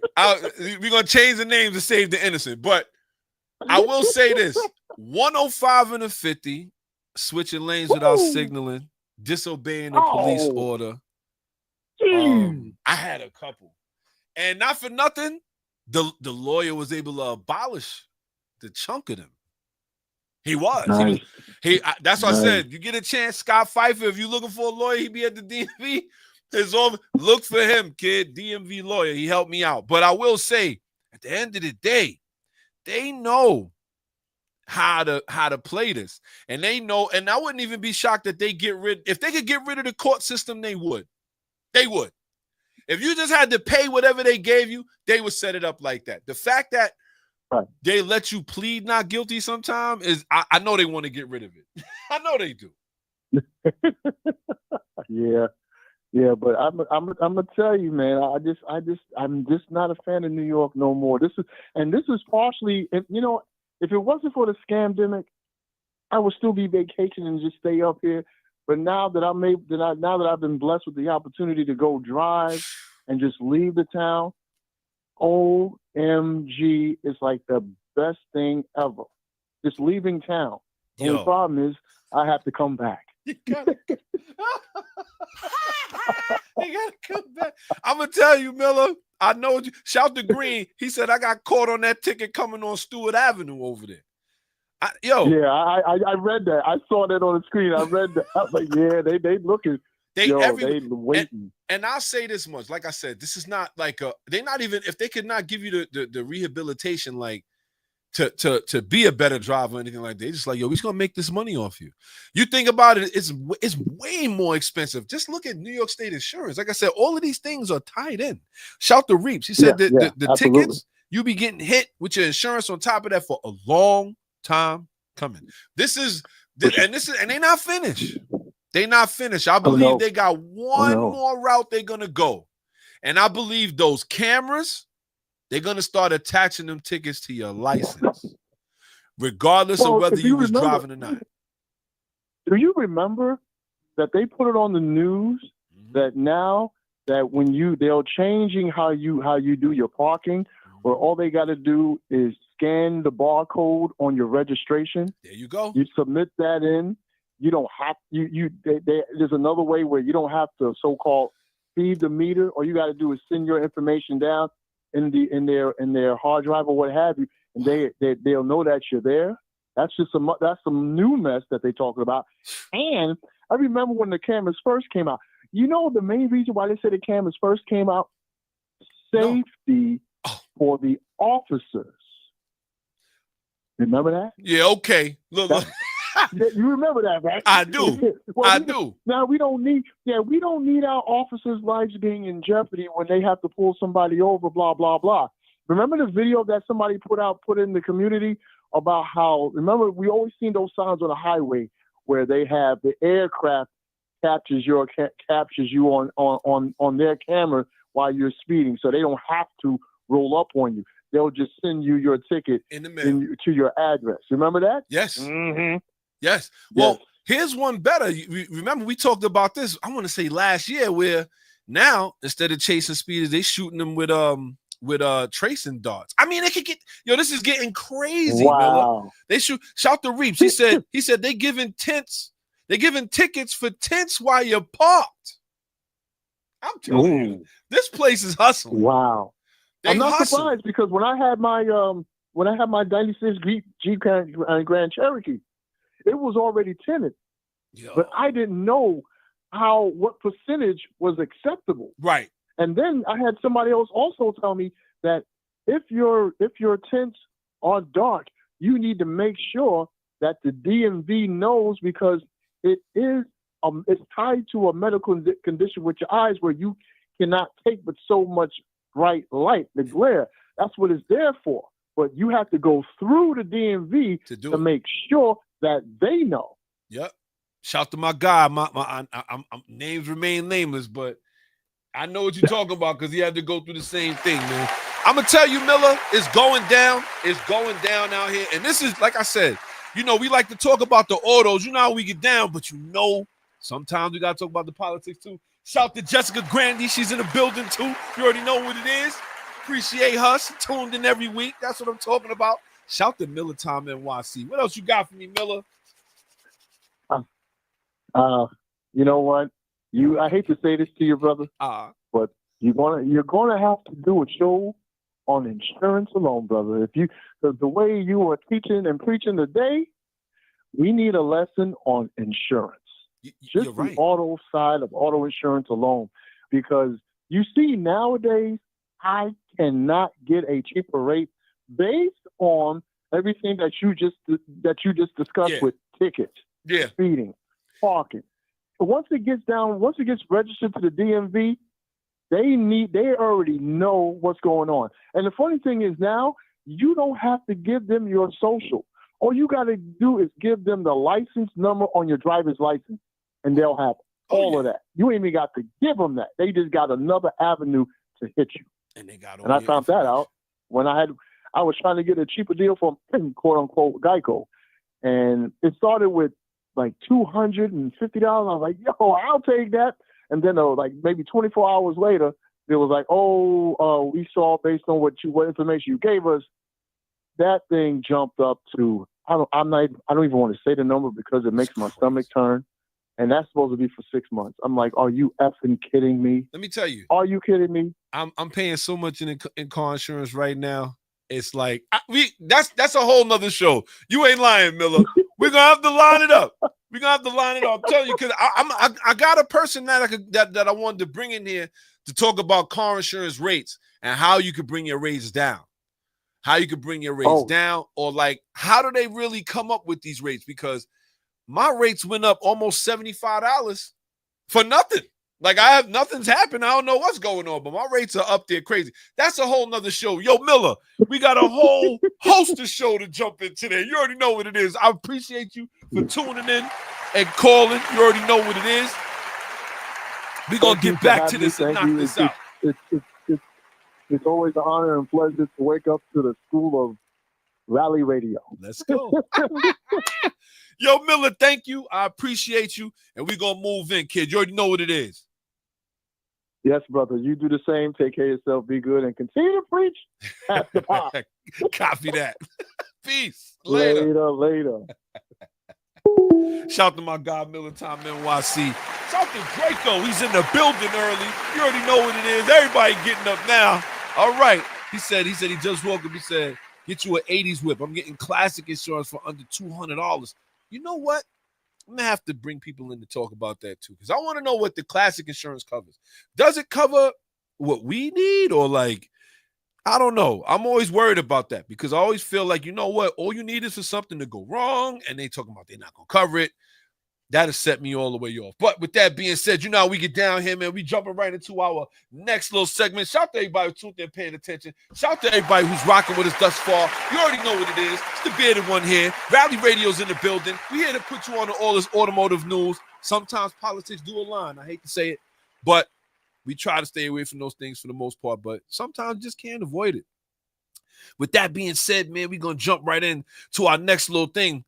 It's our Tech Talk section we got coming up. You already know how we get down. It's Tech Talk with Pop the Bearded One and S.I. Shaw. I know how we get down, man. Tech Talk in the building. And we got just one or two things we're going to talk about real quick before we move on. And we're going to get into the topic at hand. What's the next power plant that's going to be running the streets? And don't forget, you can drop your comments below. Don't forget, if you're not following us on YouTube, you can follow us on YouTube at Rally Radio Podcast. Follow us on Instagram at Rally Radio Podcast. And you can also follow us, Gutter Ball Rally. You know how we get down. And we're going to talk about a little bit of a rally today because we have a rally that's special that's going to be our Legends of Auto. Don't forget to tune in for that. And with that being said, we're going to jump right in. This is actually going to be good. So it looks like we got a Hyundai. Y'all ready for this? And y'all know I don't really rock with these, but we do have a Hyundai that is actually making our Tech Talk. So let's get into it a little bit, y'all. Y'all know how we get down. So the Hyundai Elantra NTCR Special Edition is coming out crazy. So it looks like the Special Edition sedan is going to have lightweight wheels, upgraded brakes, and a giant rear wing. from Hyundai though, which is something you don't expect from Hyundai. You never really see them doing performance and things like that, but it looks like it's gonna be good. Shout to my guy Marlon in the building, resident Toyota guys in the building. You already know. Shout to Draco. I already know how he feel about Kia, but you already know what it is. But it looks like the Hyundai Elantra is gonna be pretty good. It is what it is. I'll say it again, man. I just got to keep it a buck. I know, shout to Dr. Phil, wherever he is. I know he's tuned in probably. They love these Hyundais. But, I mean, it was a touring world tour championship. Yeah, I get it. Just that in the third performance sedan. But still not feeling it. Shout to Reef. She said, love 2J, but they're expensive as hell. But still, best motor ever made, period. It's a very good question. That's actually a great statement because I think that there's a couple twin turbo 6s for that matter that can still hang in the battle, if not knock out a 2J. I don't know. We're gonna get into it a little bit, but the Hyundai N is gonna be coming out, new TCR edition. Now, this is very interesting because there is still that situation going on in California with the Hyundai N. That the guy still can't drive, which is crazy. We'll get into that. I'm going to drop a little video about that. Don't forget, if you're not following us on Instagram, you're not following us on Facebook, you're playing yourself. You already know what to do, man. Rally Radio Podcast. You already know what it is. But like I said, that Tech Talk situation that we had going on there is definitely very interesting. But now we're going to get to what we came to talk about. What's the next power plant that's going to be running the streets? So, listen. We've been in the streets a little while. When it comes to the autos, we've been rocking with like this for a little while, right? When I first went to my very first real car meet / street race, when I first went, I believe the baddest car out at that time was a 2001 Type R. Shout to Cedric Melbourne. He's in the building early. It was an Integra Type R that was probably one of the baddest cars out there. And then we had the 99 Civic Si at that time. Stuff like that. It was crazy, But then that's when I was first introduced to swaps. At that time, I had bought my CRX. And my CRX, not the one that I have now, but the red one. And when I bought it, the big thing was, you know what? What can you get done with these things? And then I started to hear about engine swaps. So I was like, oh, so that's what they're doing. They're changing the power plant. And they're making a lot more power. So since then, you've had all kind of Honda swaps. Let's just get into them. B-Series swaps. People swapping B16s, B18s, GSR, Type R, right? Then you had the LS VTECs, where people were taking the bottom ends of the LS and they were slapping the VTEC head on it, and they was just making power, right? That's just for the 4-cylinder community. Then it was turbocharging. Now, you look into the other swaps, there was other things that people was doing. They were swapping there was a point where everything was swapped 2J. Everything was 2J swapped. You couldn't, matter of fact, shout to my homeboy Colin. He 2J swapped the M5, and we was blown away. Like, who takes the engine out of an M5 and put a 2J in? But he did it, right? So that power plant ran the streets for a little while. The Honda power plants ran the streets for a little while. K-Series came out. It really got crazy. Right now, we had the rise of the BMWs. That's what I like to call it, because to me, they never really was drag cars. You didn't really see a lot of BMWs at drag events or street racing events. You really didn't see them because, to be honest with you, they was a little dainty. They was too pretty. Nobody really wanted to mess them up. You know what I'm saying? They could cost a lot of dough. You blow an engine on a Beamer, right? But now you're starting to see that. And like I said, rest in peace to one stock F30, because I'm going to be honest with you, the very first real bouted BMW I ever seen was his. That 340. And like I said, I came across that 340 because I was following Mod Defame, or still following Mod Defame, watching some of his videos. And he also had a power plant that was also being discussed at that time. He had the Hellcat. Right? Then there was a point where everybody was LS swapping everything. They putting the LS V8s in there. Now they had the LS engines in the RX-7s, LS engines in the S2000. I mean, you've seen them everywhere. So with that being said, all my car guys, shout to my guy Zoom for Zoom. Tuned in, you already know what it is. Shout to my guy, tuned in. with that being said, with all the car people that we have locked up that's actually paying attention to the show, what is the next power plant that's going to run the streets? This is a very interesting question. And do you have any like runners-ups? Do you have anything out there that you're looking forward to run the streets? That's really what I'm thinking about. What's going to be that next one? Shout to Draco. He said, I consider them turnkey queens. Very few dudes getting greasy in the driveway with the BMW.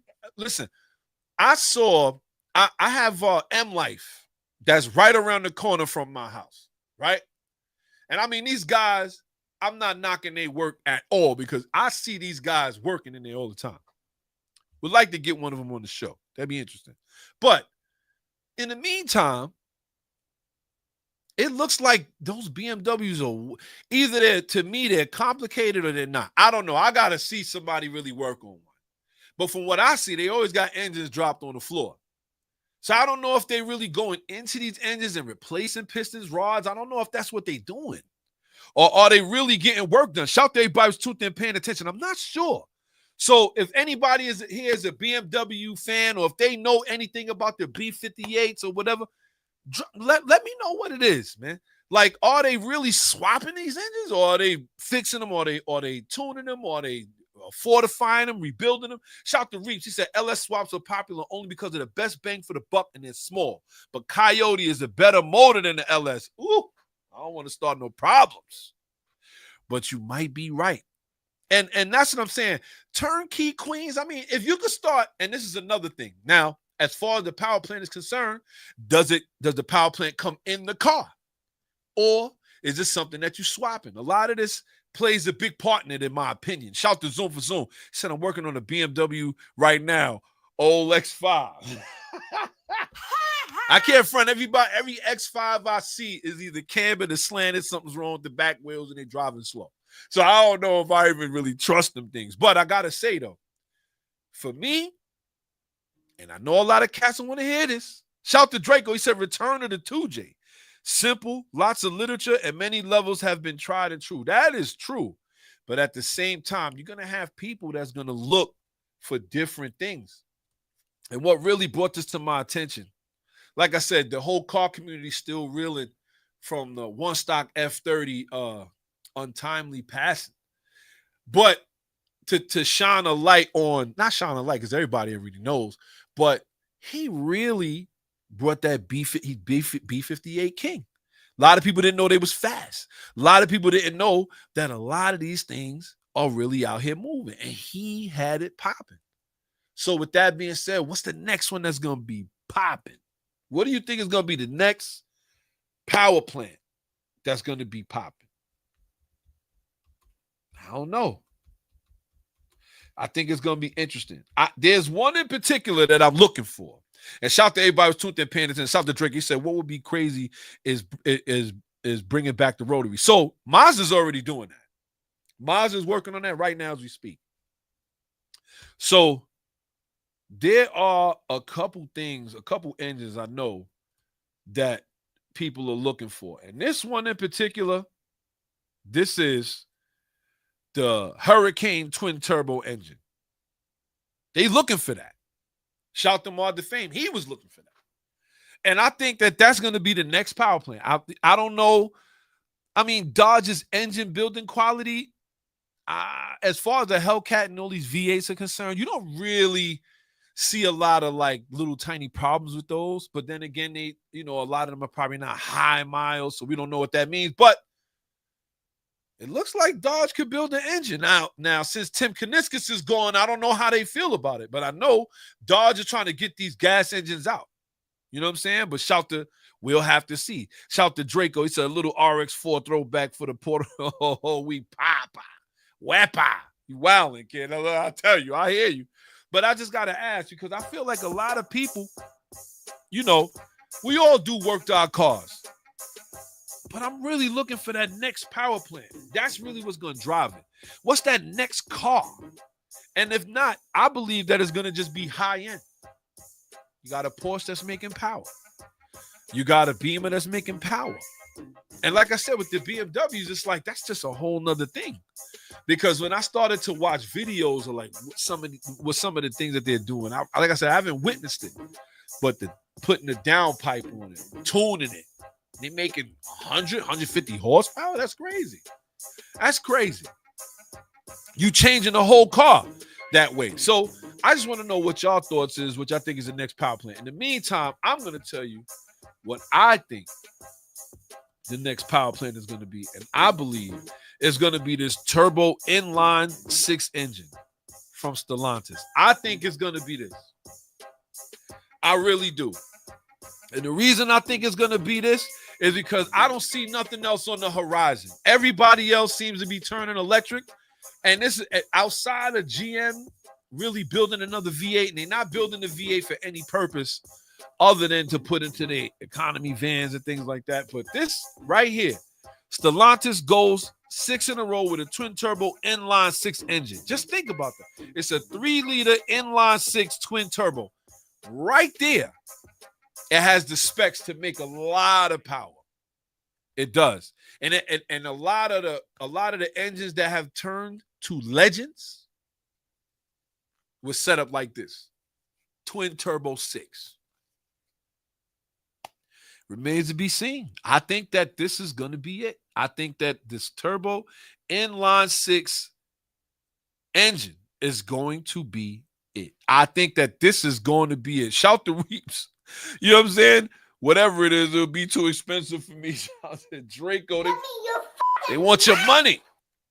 But I got to say, I think it's going to be this. I really do. I think that shout to Draco said I'm eating ramen to go single right now. I hear you. But I think it's going to be this. The Hurricane inline 6 3-liter turbo. I think that when they get these in these new Dodge Chargers that they putting out, I think you'll see more of them on the street.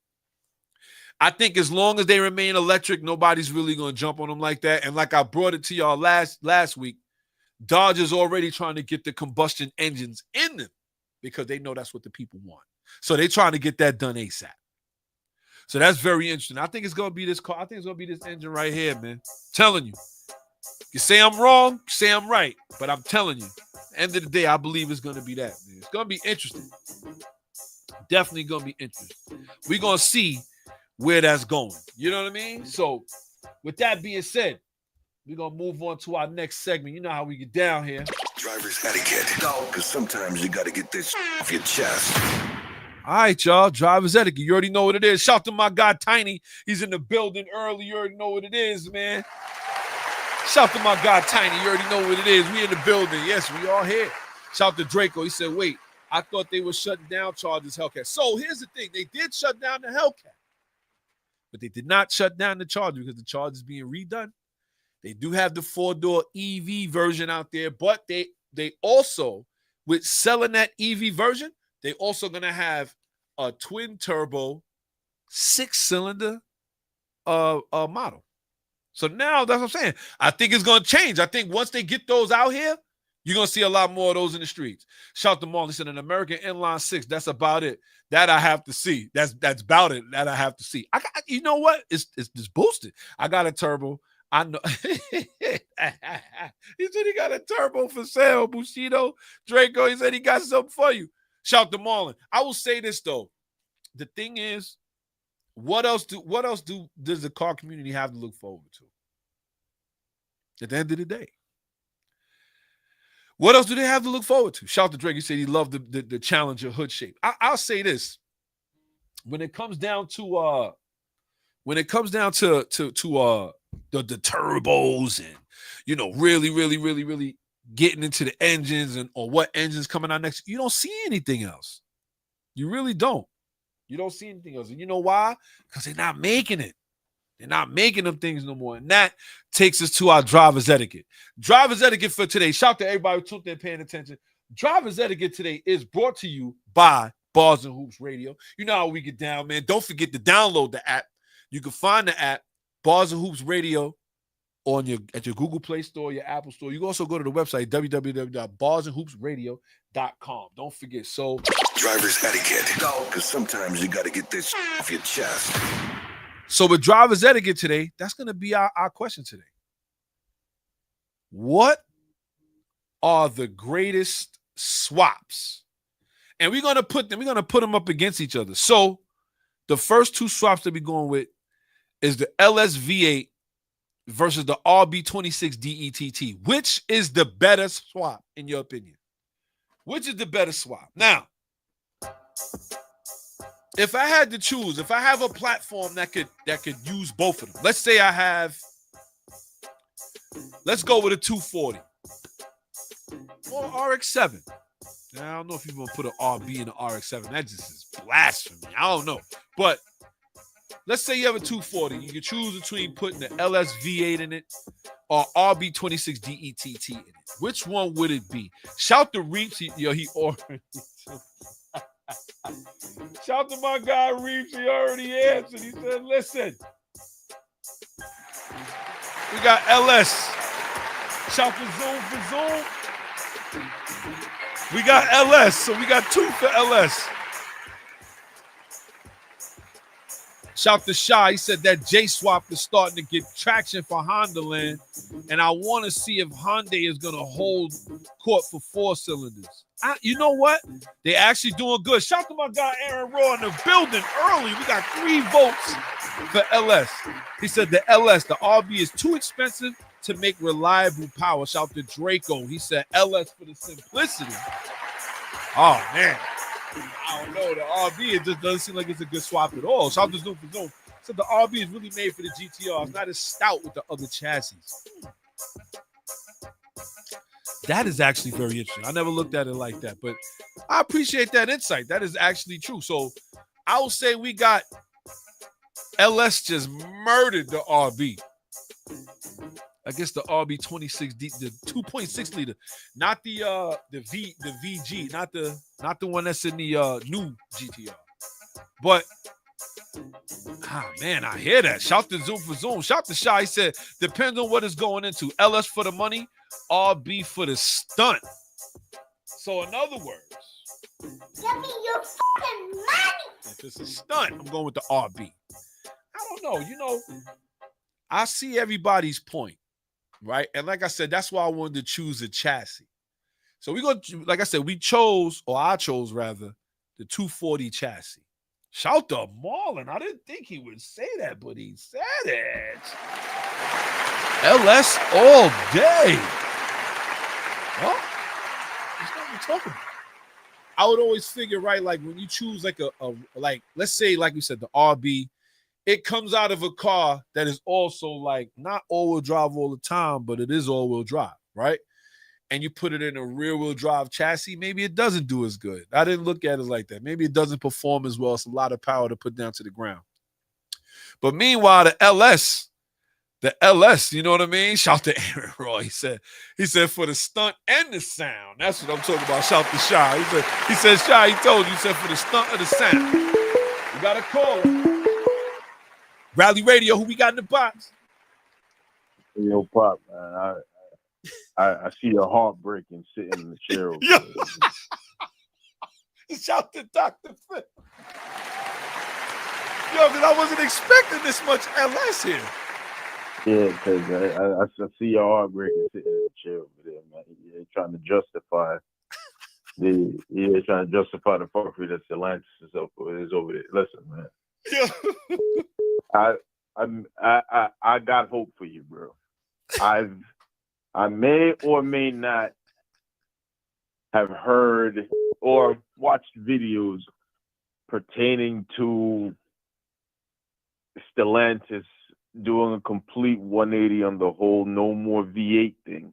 And Okay. there may or may not be a small block V8 in development. Yes. Over at Dodge right now. Oh. Set to debut within the next 2 years or so. It may or may not be fast track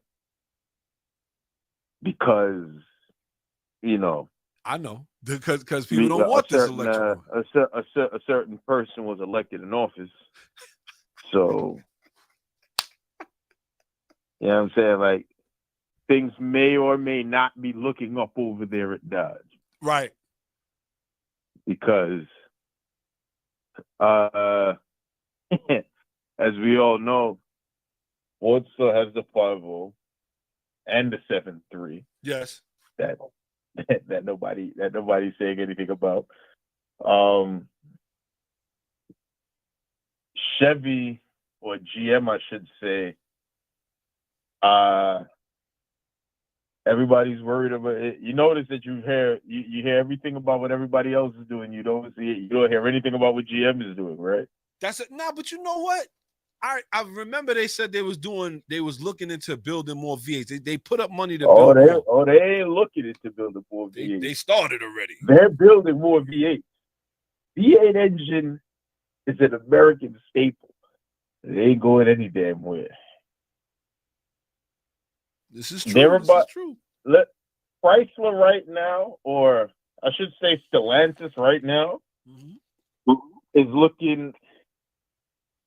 Everything is telling me that they are trying to find a way to throw Carlos Tavares out of his ass right now, because they are. Their stock price. Yeah. And if there's anything that these bean counters or these boards of directors, if there's anything that they understand, yep. They understand money, the power of a dollar. That's a fact. And their stock price has dropped, literally dropped in half. What? Yep. Literally in half. Now, I don't know about you, but if somebody took half of my paycheck away, I gotta go get the strap. I gotta get the strap. Get the strap. I'm getting the strap. Yo, it'd be like Daniel Jones. Look, I just gotta quit, B. Listen, listen. It's over. I'm crashing out. I'm taking everybody with me. Mm-hmm. You know what I mean? So I can understand, and this is my measly 2 cents. Right. We're talking about billions of dollars here. So yeah, he's not gonna be at the helm of Stellantis for that much longer. Believe me, he can't be. He can't. And not for nothing, just the fact of how he changed things around. It's like now all the cars look the same. And now you're telling brands who were performing greatly, Jeep performing greatly, yep. Dodge performing greatly. They were doing what they had to do. Now all of a sudden those brands are taking on water. You telling them either figure it out or else we get rid of you? Come on, bro. Yep. Don't get me started with Mr. Tavares over there, a.k.a. the SRT killer. Yeah, Carlos Tavares. I don't understand, because it's not like it's not like he got where he is by not, like, you could tell, like, he's been in the car industry for a long time. Yes. In whatever capacity. Yes. You know what I'm saying? But he's been in the industry for a long time. You don't get to where he is the CEO of a multinational conglomerate, right, by not knowing anything. Or so it seems, because it seems like my man has made every single possible wrong move you can make. That's a fact. The man looked. That's a fact. No. Man looked at the fork in the road and went straight. Right into the dirt. You know what I mean? Like, are you? The man has made every single possible wrong move. Yep. And people have tried to tell him, like, yo, nah, that's probably not a good idea. He don't care. And it's his way or the highway. Yep. And, when the fastest way to find yourself out on the outs is to not be adaptable. You see Jim Farley at Ford. At the very least, he saw things happening, and at the very least, he tried some shit. It didn't work, and the man pivoted. Yep. Mary Barrett, GM, saw some shit, tried some shit. Yep. It didn't work. She pivoted. Yep. My man saw the ship going down. it said engines full ahead. Hey, yo, you ain't lying. My man said straight into the iceberg. Engines full ahead. But you know why though, too? Because they have so many brands under them. He has like I think 14 different car brands. Yeah, Stellantis is huge. So is GM. Yeah, right. So is GM, and they still kept their CTSV out. The CTSV they making new ones. It ain't like that was the last one, you know. Yeah, they just refreshed it. And I'm looking at it. You like, know that it would be nice. But they don't. It's absolutely gorgeous, especially that new green color. It is absolutely gorgeous. Beige interior. Ooh. Don't get me started. Don't get me started. Continue, Phil. I'm sorry. But as I said, it's just like every other car company, every other American car brand, and it's just like these. It's crazy because, as you said, he's taking car brands that were literally printing money. Jeep was printing money. He got rid. Yep. And now you can go to any Jeep deal. You're talking about products that you couldn't get it. Nope. You had to pay a markup. Yep. You had to pay a markup. Not even like we don't deal with markups, but this was Jeep was putting out products where it was like, oh nah, if you want this, they're in such high demand that you have to pay the markup, not because the dealership is being greedy, but because you're like you volunteering it. Like, yo, nah, hold on, there's one coming in. Nah, I'll give you 10 grand over sticker right now for that, man. That's the guy who ordered it. Yeah, I mean, but you know what's crazy though?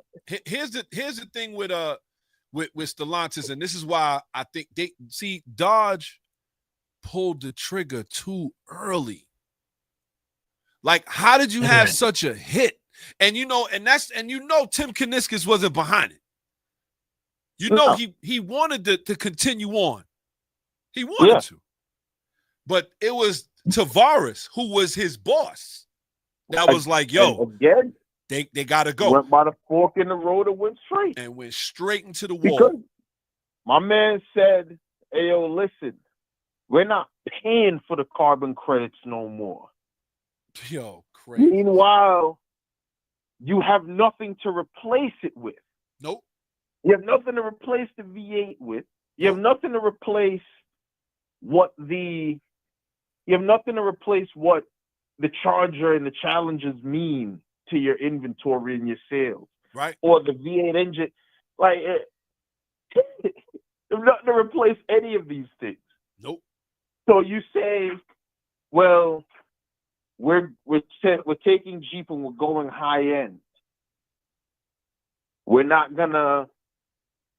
at Jeep, which is a brand that all Americans can identify with.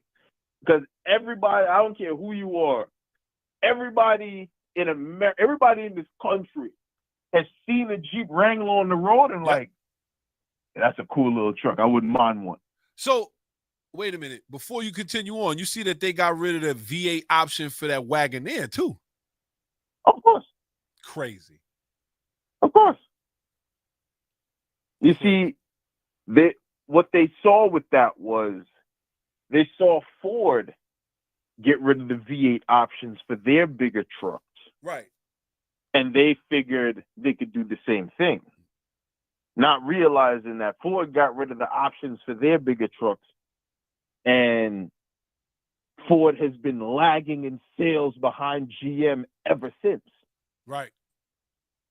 Expeditions come nowhere close to sales of Tahoes. Right. That's just a fact.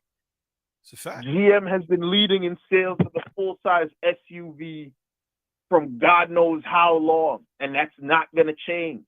Right. That's why I think GM's never getting rid of the V8. They just put out another new Tahoe, and guess what? Got a 5.3 and a 6.2 still under the hood. And the next generation is going to have the same thing. Yep.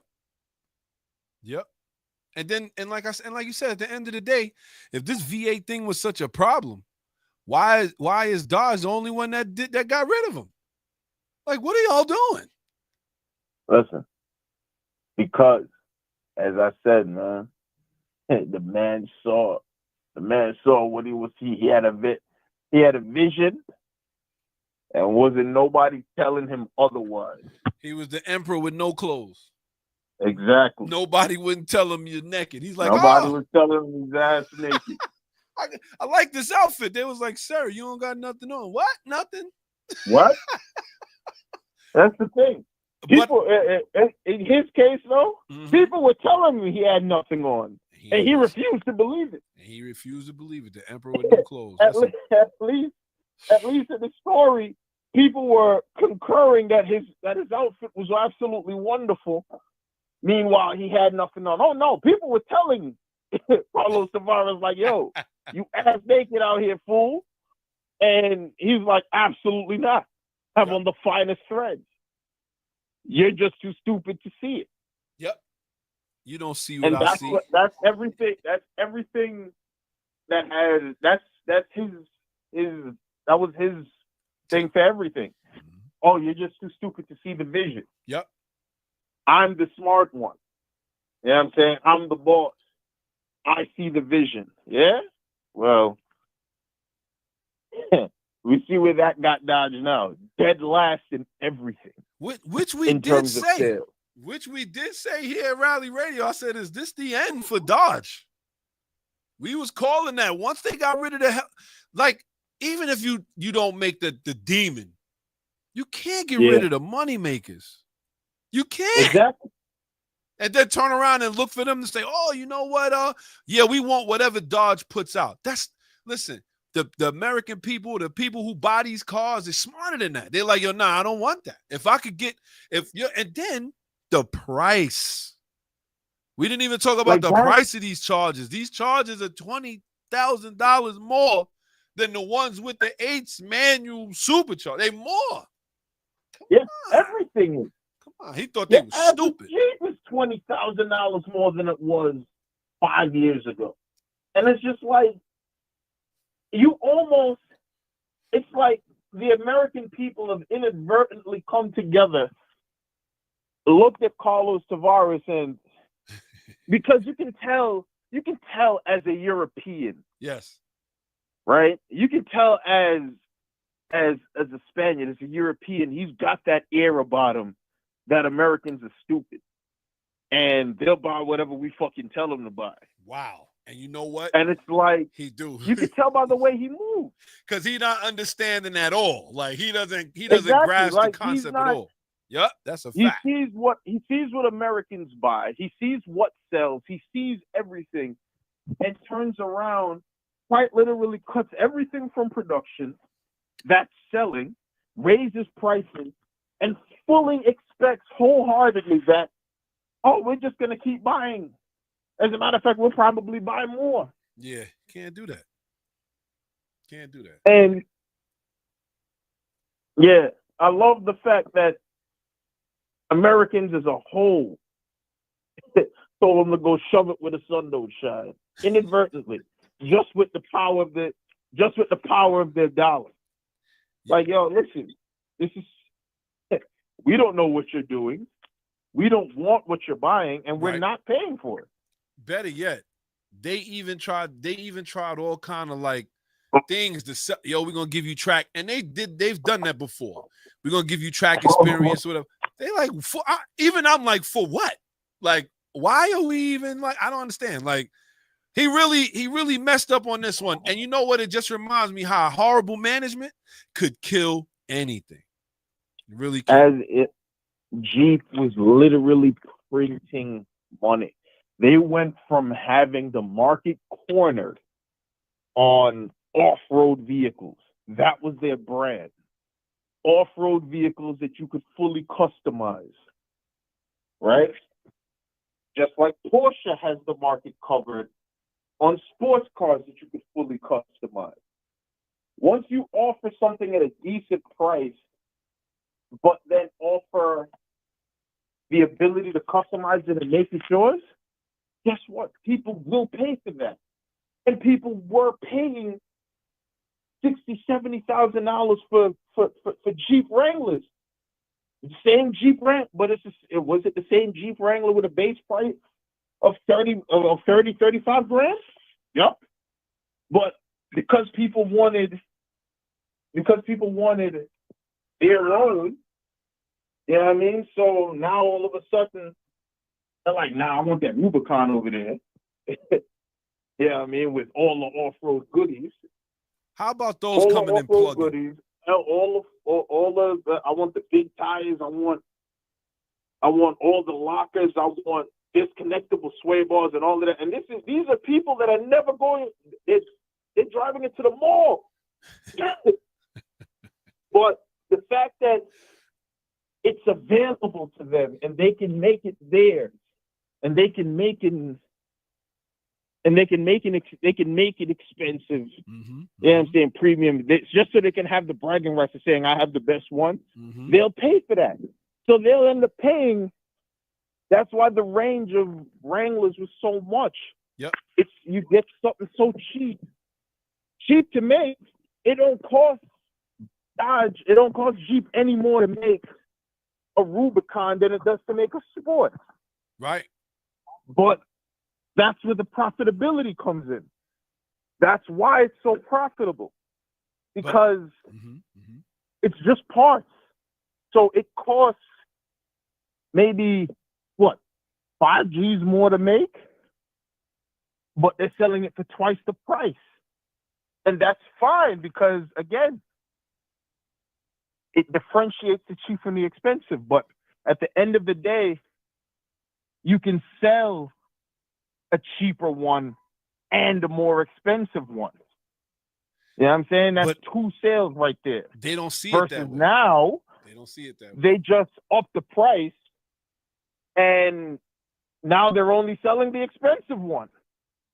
And then even the people that can afford the expensive ones, like, I'm not paying more. Right. Like so they now don't you're want not it. selling anything. That's a fact. I'm going to tell you right now, Jaguar about to experience the same thing. That's a whole nother ball game. That is a whole nother. That's you saw the ad campaign? Jaguar is going to experience the same thing because now that they've went as far as changing the logo. Oh, my God. That right there has to be one of the worst things I've ever seen. I was like, yo, what are they really trying to say here? Like, I'm not even going to get saw into that yesterday. I saw it with my boy. Because we were sitting there watching, because I saw the headline, and I showed him the video. He looked at me, I looked at him, and was like, yo, is it Jaguar a car company? Like, we had to reconfirm that, because I don't know what the hell I was watching. Telling you, I know. It looked like it wasn't. It looked like something. It wasn't what we thought, but yo, Phil, I appreciate you for calling up, my guy. I was calling for you when we were talking about the Hyundai TCR edition. I said, I know he out there listening somewhere. Hey, no, I normally don't talk about him, but I got to say, I can't wait to see how this one comes out. It's a Hyundai, but we're going to give it a shot. But Phil, you know how we get down here, kid. 15 more minutes of show, and then we up out of here, kid.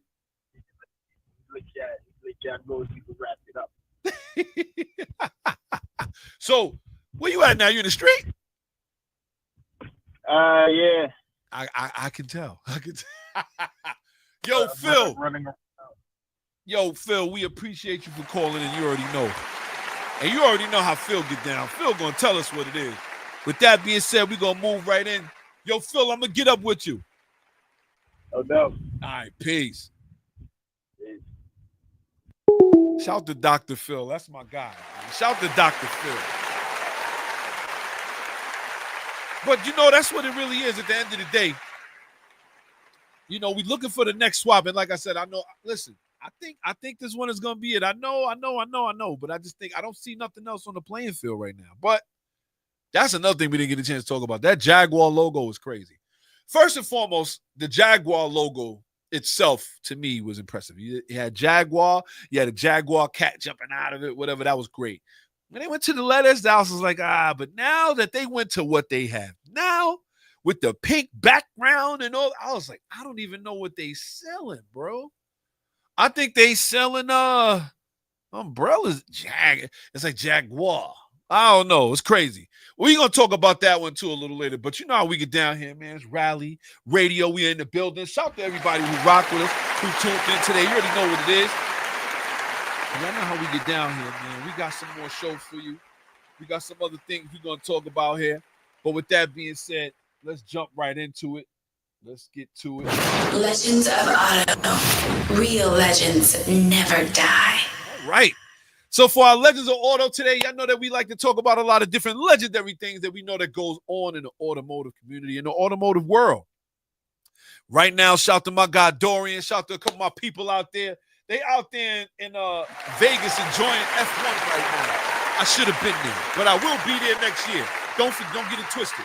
I will say that they having a lot of fun. You know what it got me to thinking about as I was thinking about it? Like, F1 is cool. You know, we like to do rallies, but where did it really start from? And this is why I have made this the Legend of Auto today. The Legend of Auto today is going to be the Cannonball Run Challenge. Now, for those that don't know, the Cannonball Run Challenge is an unsanctioned speed record for driving across the United States, typically accepting a run from New York City's Red Ball Garage to the Portofino Hotel in Redondo Beach near Los Angeles, covering a distance of 2,906 miles. As of October 2021, the overall record is 25 hours and 39 minutes with an average speed of 112 miles an hour, driven by Arn Toman and Doug Tabot. This is very interesting. An electric cannonball is something I'm not even interested in, so we're not even going to talk about it. That's hilarious. But the history of the Cannonball Run the beginning is unofficial, but a lot of people believe it started in the 1970s, and it ran from New York City and to Connecticut on the East Coast, and then to the Portofino Inn in Los Angeles. This is where they used to go with it. Conceived by a car magazine writer and auto racer Brock Yates and fellow car driver editor Steve Smith, the first run was not a competitive race as only one team was running. So it wasn't a whole bunch of racing going on. Shout out to Jessica Green. She said that's fast.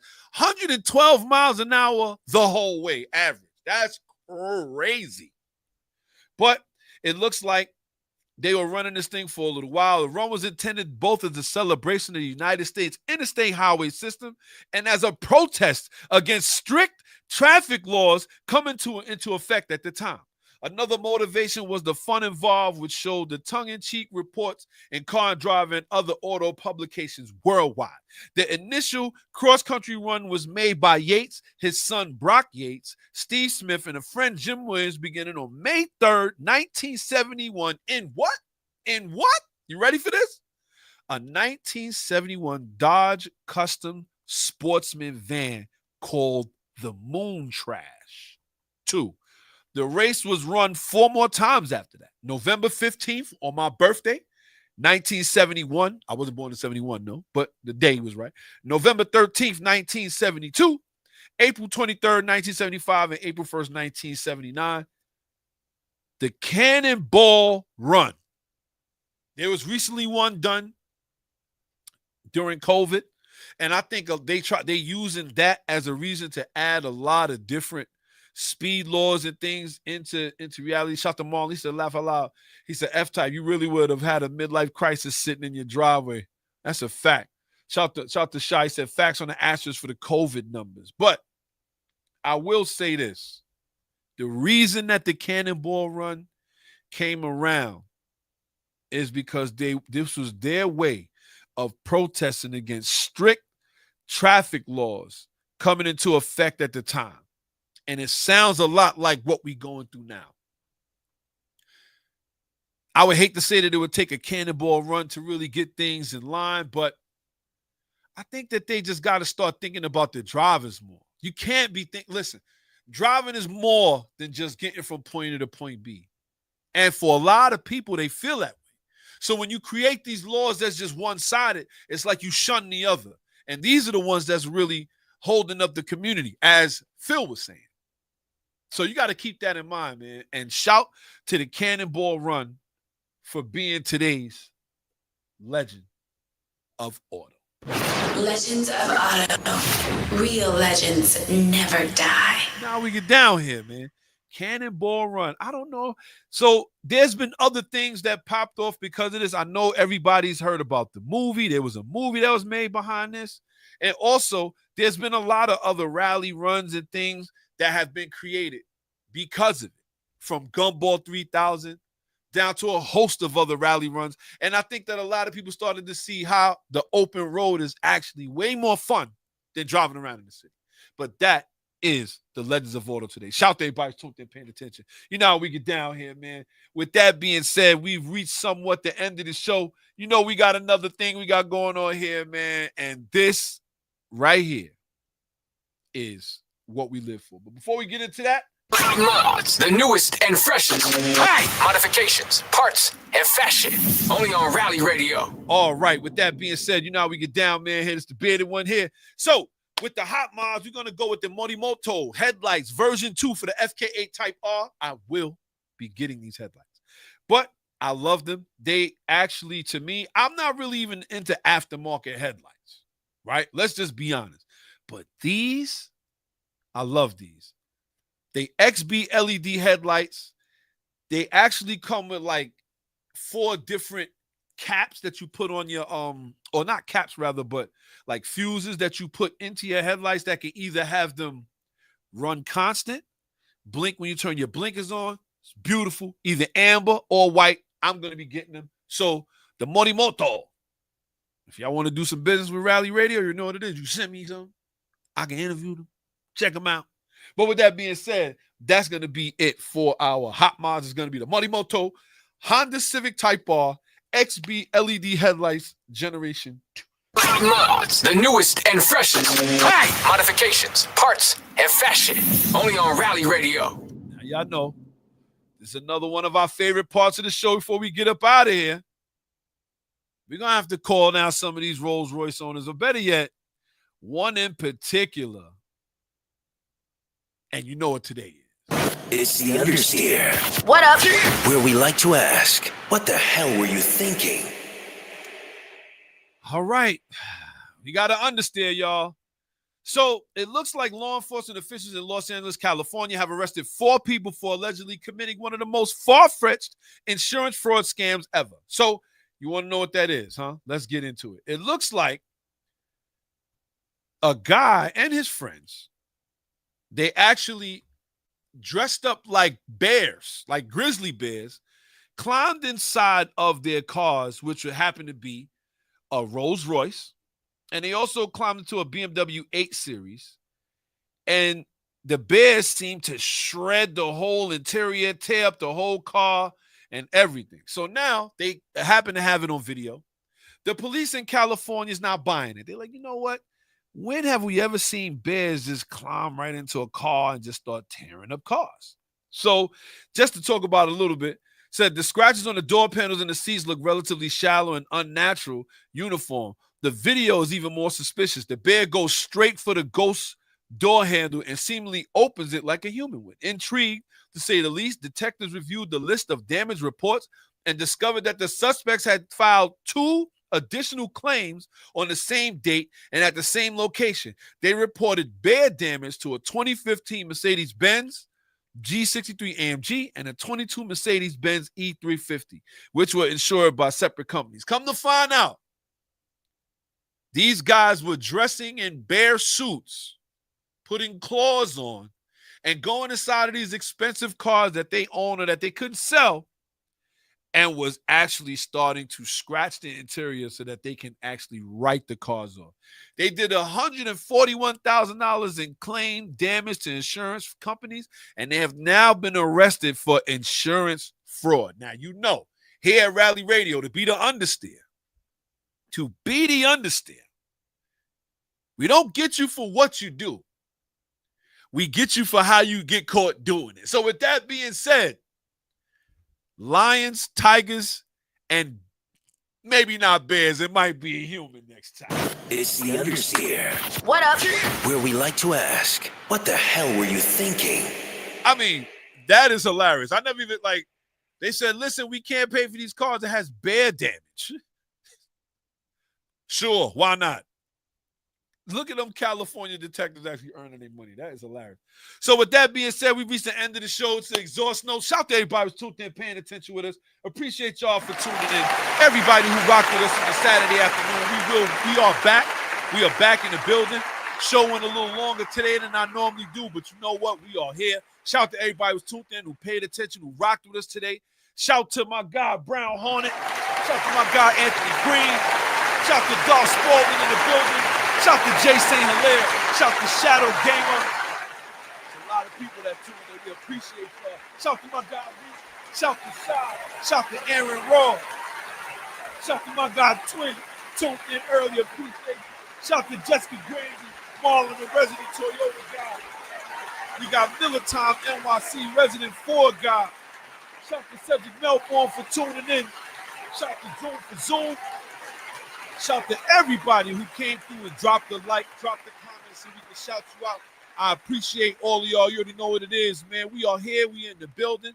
Shout to everybody who's tuned in. Like I said, just let them know there's a guy out here putting out this automotive news for everybody to enjoy. And we definitely got some other content coming up. If you're not a member of the group, become a member of the group. Send us a request to be into the group. I'm going to make sure that we post the group name. The group name is, let's get this out there real quick, is Gutterball Rally, the community Facebook group. Let's put that down there at the bottom. You see it right there. That is our community Facebook group. I will be going live in the group. We will be having giveaways. We also will be having our events announced there. And we will announce our events here as well on the show. But with that being said, I appreciate everybody who tuned in, dropped the like, shouted out, everything, man. Appreciate everybody here in the building. So with that being said, until next week, I am Drop the clutch, hit the gas. Rally Radio, where the fast life meets the fast lane. Yeah. You're now tuned into Bars and Hoops Radio. Yeah. The world of hip hop and sports live. Dropping the clutch and then I hit the gas. Wheels screeching, tires burning, I'm flying past. Gotta get home quick, don't wanna miss the class. They schooling you on whips and how to make them fast. Talking about everything from cars to plane. What's hot, what's next, and how to flip the game. They talk in my language, we speak the same. That whip talk complex, but yet they keep it plain. From the news, the interviews, they keep it cool. They give reviews, everything from parts to tools. Can't lose, come to whips, they not no fools. Don't miss the show, the start time is noon. The bearded one, S.I. Sean, they crazy though. You can't miss it, tune in the Rally Radio. Where the fast life meets the fast lane.